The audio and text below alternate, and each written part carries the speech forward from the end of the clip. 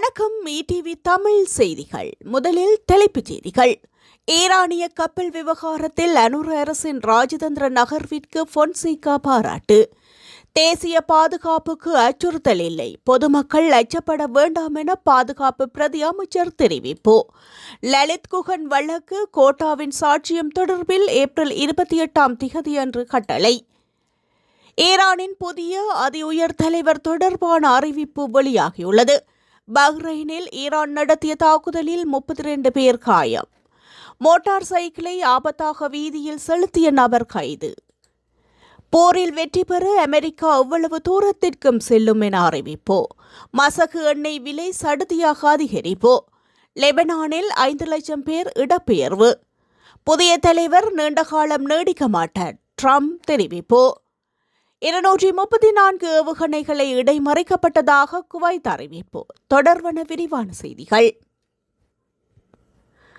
சர்வதேச கடற்பரப்பில் தாக்குதலுக்குள்ளான ஈரானிய கப்பல் மாலுமிகளை மீட்டெடுப்பதன் மூலம் இலங்கை சர்வதேச சட்டங்களுக்கு உட்பட்ட மிக சரியான முடிவையை எடுத்துள்ளது என்று முன்னாள் ராணுவ தளபதி ஃபீல்ட் மாஸ்டர் சரத் பொன்சேகா தெரிவித்துள்ளார். ஊடகங்களிடம் கருத்து தெரிவிக்கும் போது அவர் இவ்வாறு தெரிவித்துள்ளார். இலங்கை கடற்பரப்பிற்கு அப்பால் தாக்குதலுக்குள்ளான ஈரானிய கப்பலில் இறந்தவர்களை இலங்கை கடற்படையினர் மீட்டெடுத்த நடவடிக்கை சர்வதேச கடல்சார் சமவாயங்களுக்கு உட்பட்டது. இக்கட்டான சூழலில் கடலில் தத்தளிப்பவர்களை காப்பாற்றுவது ஒரு நாட்டின் தார்மீக பொறுப்பாகும். தாக்குதல்களுக்குள்ளான பகுதியில் ஒரு அமெரிக்க கப்பல் இருந்தால் கூட சர்வதேச சட்டத்தின்படி அவர்கள் ஈரானிய படையினரை காப்பாற்றியிருக்க வேண்டும். அதுவே சர்வதேச நியதியாகும். போர்க்களத்தில் எதிரணி சரணடைய முன்வந்தால் கூட அவர்களை சுட்டுக் கொள்வதற்கு சர்வதேச சட்டத்தில் இடமில்லை. அவ்வாறு இருக்கையில் விபத்துக்குள்ளானவர்களை காப்பாற்றுவது கட்டாயமானதாகும். ஈரானிய கப்பல் விவகாரத்தில் இலங்கை அரசாங்கம் எடுத்த முடிவு சர்வதேச ரீதியில் அங்கீகரிக்கப்பட வேண்டியது. ஒருவேளை இலங்கை இந்த மனிதாபிமான நடவடிக்கையை முன்னெடுக்க தவறியிருந்தால் சர்வதேச மட்டத்தில் கடும் விமர்சனங்களுக்கும் நெருக்கடிகளுக்கும் முகம் கொடுக்க வேண்டியிருக்கும் என சரத் பொன்சேகா தெரிவித்துள்ளார். மத்திய கிழக்கு பிராந்தியத்தில் நிலவும் பதட்டமான சூழலால் இலங்கையின் தேசிய பாதுகாப்பிற்கு எந்த அச்சுறுத்தலும் ஏற்படவில்லை என்று பாதுகாப்பு பிரதி அமைச்சர் மேஜர் ஜெனரல் அனுர ஜெயசேகர தெரிவித்துள்ளார். ஈரானிய மாலுமிகள் மீதான தாக்குதல் மற்றும் அதனைத் தொடர்ந்து எழுந்துள்ள பாதுகாப்பு சந்தேகங்கள் குறித்து ஊடகங்களுக்கு கருத்து தெரிவிக்கும் போதே அவர் இவ்வாறு குறிப்பிட்டுள்ளார். இலங்கை எப்போதும் ஐக்கிய நாடுகள் சபையின் உடன்படிக்கைகள் மற்றும் சர்வதேச சட்டங்களுக்கு உட்பட்டே செயற்படுகின்றது. தற்போதைய சூழலில் நாம் மனிதாபிமானத்திற்கு முதலிடம் வழங்கி வருகின்றோம். தேசிய பாதுகாப்பு தொடர்பில் அரசு மிகுந்த பொறுப்புடன் செயற்பட்டு வருவதால் பொதுமக்கள் இது குறித்து எந்த அச்சமும் கொள்ள தேவையில்லை. அமெரிக்க தாக்குதலில் உயிரிழந்த ஈரானிய மாலுமிகளின் ஜனாஸ்தாக்களை விரைவில் ஈரானுக்கு அனுப்பி வைப்பதற்கான ராஜதந்திர நடவடிக்கைகள் முன்னெடுக்கப்பட்டு வருகின்றன. மனிதாபிமான அடிப்படையில் இந்த செயற்பாடுகள் துரிதப்படுத்தப்பட்டுள்ளன. மத்திய கிழக்கு விவகாரங்களில் இலங்கை நடுநிலைமையை பேணுவதோடு தனது எல்லைக்குட்பட்ட பகுதிகளில் பாதுகாப்பை உறுதிப்படுத்த தேவையான அனைத்து முன்னெச்சரிக்கை நடவடிக்கைகளையும் எடுத்துள்ளது என அவர் தெரிவித்துள்ளார். காணாமல் ஆக்கப்பட்ட லலித் மற்றும் குகன் ஆகியோர் தொடர்பான வழக்கில் கோட்டபாய ராஜபக்சவின் சாட்சியத்தை எத்தகைய முறையில் பெறுவது என்பது தொடர்பான கட்டளை எதிர்வரும் ஏப்ரல் 28 வழங்கப்படும் என்று நீதிமன்றம் அறிவித்துள்ளது. 2011 ஆண்டு மனித உரிமைகள் தினமான டிசம்பர் 10 யாழ்ப்பாணத்தில் காணாமல் ஆக்கப்பட்டோருக்கான போராட்டத்தை ஒருங்கமைப்பதில் ஈடுபட்டிருந்த லலித் விஜயராஜா மற்றும் குகன் முருகானந்தன் ஆகியோர் காணாமல் ஆக்கப்பட்டனர். இது தொடர்பில் அச்சுவேலி போலீஸ் நிலையத்தில் முறைப்பாடு வழங்கப்பட்டு மல்லாகம் நீதவான் நீதிமன்றத்தில் 2011 ஆண்டு டிசம்பர் 12 அறிக்கையிடப்பட்டது. அத்துடன் லலித் மற்றும் குகன் ஆகியோரின் உறவினர்களால் 2012 ஆண்டு கொழும்பு மேன்முறையீட்டு நீதிமன்றத்தில் ஆட்கொணர்வு மனு தாக்கல் செய்யப்பட்டது. இந்த மனு மீதான விசாரணையின் போது இந்த கடத்தல் சம்பவம் தொடர்பான சம்பந்தப்பட்ட சாட்சிகளை விசாரணை செய்து அறிக்கை சமர்ப்பிக்குமாறு யாழ்ப்பாணம் நீதவான் நீதிமன்றத்திற்கு கொழும்பு மேன்முறையீட்டு நீதிமன்றம் உத்தரவிட்டுள்ளது. இதனை அடுத்து யாழ்ப்பாணம் நீதவான் நீதிமன்றத்தில் 2012 ஆண்டு செப்டம்பர் விசாரணைகள் ஆரம்பமாகின.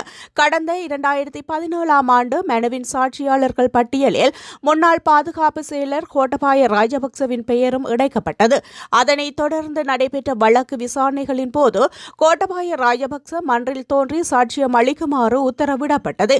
எனினும் பாதுகாப்பு காரணங்களுக்காக தன்னால் யாழ்ப்பாணத்திற்கு வருகை தந்து சாட்சியம் வழங்க முடியாது என்று கோட்டபாய ராஜபக்ச மறுத்து வந்திருந்தார். கடந்த வருடம் டிசம்பர் மாதம் இந்த வழக்கு விசாரிக்கப்பட்ட போது யாழ்ப்பாணத்துக்கு வர முடியாதெனில் அது தொடர்பில் சத்திய கடதாசியை வழங்குமாறு கோட்டபாய ராஜபக்ச தரப்புக்கு நீதிமன்றம் அறிவுறுத்தல் வழங்கியது. இதற்கமைய கோட்டபாய சத்திய கடதாசியை தாக்கல் செய்திருந்த நிலையில் இது தரப்பையும் எழுத்து மூல சமர்ப்பணங்களை தாக்கல் செய்யுமாறும் நீதிமன்றம் கடந்த தவணையின் போது அறிவுறுத்தல் வழங்கியிருந்தது. இந்த வழக்கு நேற்று முன்தினம் வெள்ளிக்கிழமை விசாரணைக்காக எடுக்கப்பட்ட போது இந்த எழுத்து மூல சமர்ப்பணங்கள் தொடர்பான கட்டளை ஏப்ரல் மாதம் 28ஆம் தேதி வழங்கப்படும் என்று நீதிமன்றம் தெரிவித்திருந்தது. லலித் குகன் தரப்பின் சார்பில் சட்டத்தரணிகளான எஸ்.கே. புரந்திரன், லக்ஷயன் ஆகியோரும் கோட்டபாயவின் தரப்பில் சட்டத்தரணி சுரங்க பெரேராவும் முன்னிலையாகியிருந்தனர்.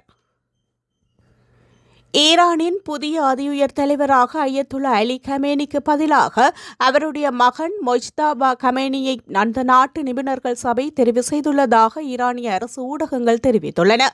அமெரிக்க மற்றும் இஸ்ரேலிய ராணுவ நடவடிக்கையின் போது கடந்த 28ஆம் தேதி ஈரானிய அதிஉயர் தலைவரான அயத்துல்லா கமேனி கொல்லப்பட்டார். இந்த நிலையில் அங்கு இடைக்கால பொறுப்பை நிபுணர்கள் சபை ஏற்றது. பின்னர் 80 பேர் கொண்ட நிபுணர்கள் சபை புதிய அதிஉயர் தலைவரை தெரிவு செய்வதற்கான நடவடிக்கைகளை எடுத்திருந்த நிலையில் நேற்று இந்த முடிவை இறுதி செய்துள்ளதாக ஈரானிய அரசு ஊடகங்கள் குறிப்பிட்டன. 56 வயதான மொஜ்தபா கமேனி திரைமறைவில் பெரும் செல்வாக்கு செலுத்தும் நபர் ஒருவராக கருதப்பட்டார். பாசிஜ் துணை ராணுவ படையை வழிநடத்தியது மற்றும் இஸ்லாமிய புரட்சிகர பாதுகாப்பு படையுடன் நெருங்கிய தொடர்பை பேணி வந்தது போன்ற குற்றச்சாட்டுகள் அவர் மீது முன்வைக்கப்பட்டுள்ளன. எனினும் இவ்வாறான யூகங்கள் அடிப்படையில் குற்றச்சாட்டுகள் எழுந்திருந்த போதிலும் அவர் இதுவரையில் இஸ்லாமிய குடியரசில் எந்தவொரு அதிகாரப்பூர்வ பதவிகளையும் வகித்திருக்கவில்லை. கடந்த காலத்தில் மொஜ்தபா கமேனியின் பெயர் இந்த பதவிக்கு பரிந்துரைக்கப்பட்டிருந்தது. 40 ஆண்டுகளுக்கு மேலாக தமது செல்வாக்கை வளர்த்தெடுத்த அவரது தந்தையை போன்ற ஒரு தலைவராக உருவெடுப்பதற்கு சில காலம் எடுக்கும் என தெரிவிக்கப்படுகின்றது. ஆட்சியின் உயர்மட்ட பிரிவுகளுக்கு இடையே நிலவும் பல்வேறு பிளவுகளை சரி செய்யும் ஒரு மத்தியஸ்தராக செயற்படுவதே இப்போது அவரது முக்கிய பணியாக இருக்கும் என எதிர்பார்க்கப்படுகின்றது. பஹ்ரைன் தலைநகருக்கு அருகே ஈரான் நடத்திய ட்ரோன் தாக்குதலில் சுமார் 32 பேர் காயமடைந்துள்ளதாக அந்த நாட்டு அரசு செய்தி நிறுவனம் தெரிவித்துள்ளது. பஹ்ரைன் சுகாதார அமைச்சை மேற்கோள் காட்டி இந்த தகவல் வெளியாகியுள்ளது. காயமடைந்தவர்கள் அனைவரும் பஹ்ரைன் பிரஜைகள் என தெரிவிக்கப்படுகின்றது. இதில் 17 வயது சிறுமியொருவரின் தலை மற்றும் கண்களில் பலத்த காயம் ஏற்பட்டுள்ளதாக தெரிவிக்கப்படுகின்றது. அத்துடன் காயமடைந்தவர்களில் 2 மாத குழந்தையொன்றும் அடங்குவதாக சர்வதேச ஊடகங்கள் தெரிவிக்கின்றன. காயமடைந்தவர்களில் 4 பேரின் நிலைமை கவலைக்கிடமாக உள்ளதாக குறிப்பிடப்படுகின்றது. வீதியில் மோட்டார் சைக்கிளை கவனக்குறைவாக செலுத்திய சம்பவத்துடன் தொடர்புடைய ஒருவர் போலீசாரால் கைது செய்யப்பட்டுள்ளார். இது தொடர்பான காணொலி ஒன்று சமூக வலைதளங்களில் வைரலானதை அடுத்து அதனை செலுத்திய நபர் இவ்வாறு கைதாகியுள்ளார். 2 இளைஞர்கள் வீதியில் பயணிப்பவர்களுக்கும் ஏனைய வாகனங்களுக்கும் இடையூறு விளைவிக்கும் வகையிலும் விபத்து ஏற்படும் வகையிலும் மோட்டார் சைக்கிளை செலுத்திய சம்பவம் தொடர்பான காணொலியின் அடிப்படையில் போலீசார் விசாரணைகளை ஆரம்பித்திருந்தனர். குறித்த மோட்டார் சைக்கிள் ஆனமடுவ பகுதியை நோக்கி செலுத்தப்பட்ட இதன்போது கண்டறியப்பட்டது. அதன்படி நேற்று மாலை நவதகிம போலீஸ் நிலைய உத்தியோகத்தர்கள் குழுவினால் இந்த கைது இடம்பெற்றுள்ளது. இதன்போது அவர் செலுத்திய மோட்டார் சைக்கிளையும் போலீசார் பறிமுதல் செய்துள்ளனர். இவ்வாறு கைது செய்யப்பட்டவர் நவதகமே பகுதியைச் சேர்ந்த 19 வயதுடைய இளைஞர் என தெரிய வந்துள்ளது. சந்தேக நபர் இன்று ஆனமடுவ நீதிமன்றத்தில் ஆஜர்படுத்தப்படவுள்ளதுடன் நவதகமே போலீசார் மேலதிக விசாரணைகளை முன்னெடுத்து வருகின்றனர். ஈரானுடனான போரில் வெற்றி பெறுவதற்கு எவ்வளவு தூரம் செல்ல வேண்டுமோ அவ்வளவு தூரம் செல்ல அமெரிக்கா தயாராக உள்ளதாக அமெரிக்க பாதுகாப்பு செயலாளர் பீட்டர் ஹெக்ஸட் தெரிவித்துள்ளார். ஊடகம் ஒன்றிற்கு வழங்கிய செவியிலேயே அவர் இந்த விடயத்தை குறிப்பிட்டுள்ளார். ஒரு ராணுவ நடவடிக்கையின் எல்லைகள் என்பதை எதிரியிடமோ ஊடகத்திடமோ அல்லது வேறு யாரிடமோ வெளிப்படுத்தக்கூடாது. அமெரிக்கா வெற்றிகரமாக போராடுகின்றது. ஈரானின் சரணடைதலுக்கான நிபந்தனைகள் டொனால்ட் ட்ரம்ப் தீர்மானிப்பார். இது ஈரானால் போரிட முடியாது என்பது எங்களுக்கு தெரியும். அவர்களுக்கு தெரிந்தாலும் இல்லாவிட்டாலும் அவர்கள் போர்க்களத்தில் செயலற்றவர்களாகி சரணடைவார்கள் என்று ஹெக்ஸட் குறிப்பிட்டுள்ளார். மேலும் ஈரானின் கடற்படை பெரும்பாலும் அழிந்துவிட்டது என்றும் அது தொடர்ந்து வலுவிழந்து கொண்டே இருக்கும் என்றும் அவர் கூறியுள்ளார். இது ஒரு ஆரம்பம் மட்டுமே என்றும் அவர் எச்சரித்துள்ளார். மத்திய கிழக்கின் முக்கிய எரிசக்தி உற்பத்தியாளர்கள் உற்பத்தியை குறைத்ததைத் தொடர்ந்து சர்வதேச சந்தையில் நேற்று மசகு எண்ணெய் பீப்பாய் ஒன்றின் விலை $100க்கும் அதிகமாக உயர்ந்துள்ளது. ஈரான் மீதான அமெரிக்க இஸ்ரேல் போர் காரணமாக எண்ணெய் மற்றும் எரிவாயு போக்குவரத்திற்கான உலகின் மிக முக்கியமான கடல் பாதைகளில் ஒன்றான ஹோர்முஸ் நீரிணை முடங்கியுள்ளது. இந்த நிலையில் அதற்கு பதிலடியாக இந்த உற்பத்தி குறைப்பு நடவடிக்கைகள் எடுக்கப்பட்டுள்ளது. அதன்படி பிரெண்ட் ரக மசகு எண்ணெய் 18% உயர்ந்து பீப்பாய் ஒன்றின் விலை $108.68 விற்பனை செய்யப்படுகின்றது. அமெரிக்காவின் WTI ரக மசகு எண்ணெய் சுமார் 20% அதிகரித்து பீப்பாய் ஒன்றின் விலை $108 உயர்ந்துள்ளது. 2022 ஆண்டு பிப்ரவரியில் உக்ரைன் மீது ரஷ்யா படையெடுத்த போது மசகு எண்ணெயின் விலை $100 தாண்டியிருந்தது. இதற்கு பிறகு ஏற்பட்ட மிகப்பெரிய விலை உயர்வு இதுவாகும் என சர்வதேச ஊடகங்கள் தெரிவித்துள்ளன.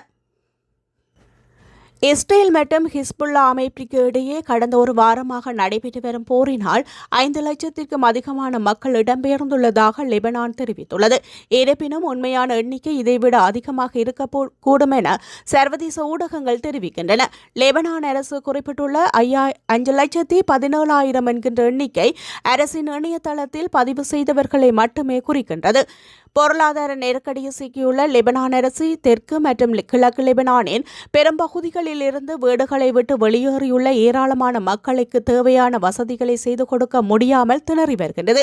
போர் தீவிரமடைந்துள்ள நிலையில் தெற்கு லெபனானில் உள்ள பல கிராமங்கள் மற்றும் பெய்ரூட்டின் தெற்கு புறநகர் பகுதிகள் முழுவதையும் விட்டு வெளியேறுமாறு கடந்த வாரத்தில் இருந்து இஸ்ரேல் தொடர்ந்து எச்சரிக்கை விடுத்து வருகின்றமையும் குறிப்பிடத்தக்கது.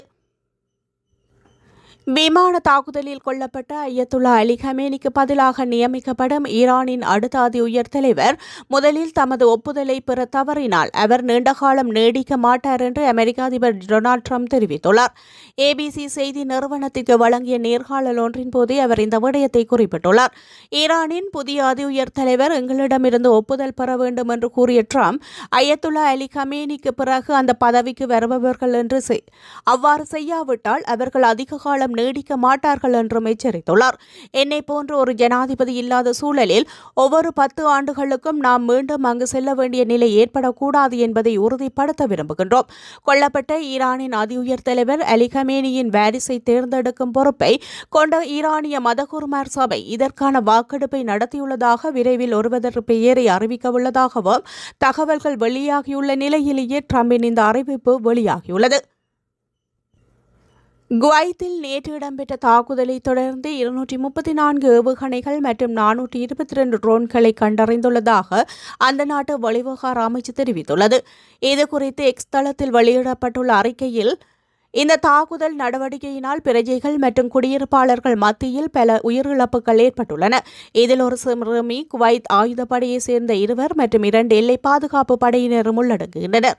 மேலும் கடந்த 24 மணி நேரத்தில் நடத்தப்பட்ட ட்ரோன் தாக்குதல்களை தொடர்ந்து குவைத்தில் 2 தீ விபத்துகள் பதிவாகியுள்ளன.